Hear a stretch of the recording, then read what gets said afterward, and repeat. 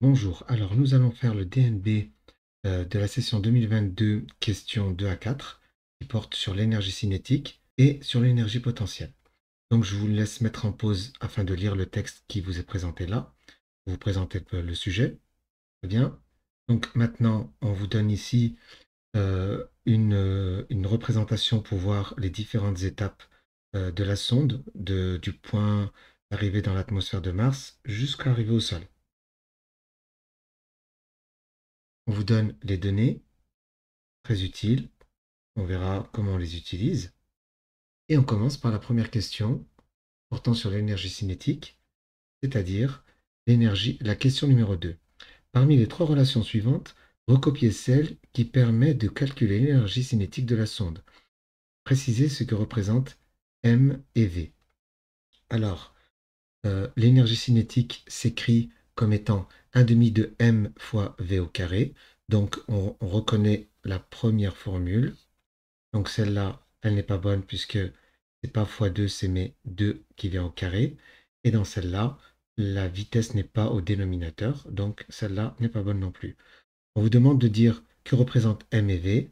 M, c'est la masse et V, la vitesse. Ensuite, on vous dit, question 3, sans faire de calcul, indique comment évolue l'énergie cinétique de la sonde du point B au point C. Les points B et C, c'est quand elle arrive ici. Voilà. Donc ici, on voit que c'est le déploiement des parachutes à une vitesse de 420 mètres par seconde. Et ici, la sonde n'est plus qu'à 89 mètres par seconde. On nous demande comment varie l'énergie cinétique. Comme dans, je la réécris à côté, on voit que l'énergie cinétique est proportionnelle au carré de la vitesse. Si la vitesse augmente, l'énergie cinétique augmente. Si la vitesse diminue, l'énergie cinétique va diminuer. Entre les points B et les points C, la vitesse diminue.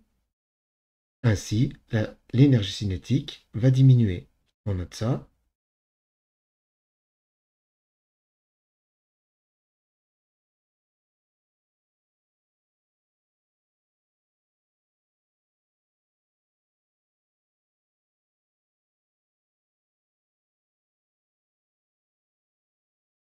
Ainsi, entre les points B et C, on voit que la vitesse de la sonde passe de 420 mètres par seconde à 89 mètres par seconde.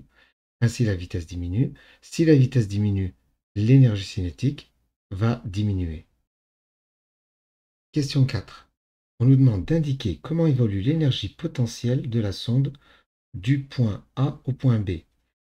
Alors, l'énergie potentielle, c'est l'énergie liée à l'altitude.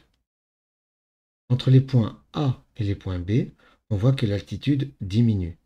Si l'altitude diminue, ça veut dire que l'énergie potentielle va diminuer. Donc, entre A et B, l'énergie potentielle va diminuer car l'altitude diminue. On va noter ça.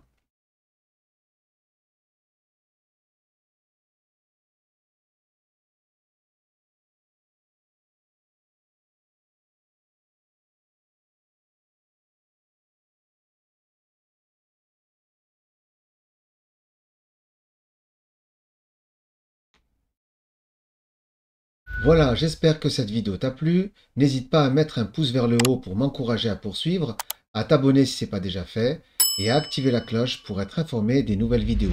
Allez, bon courage!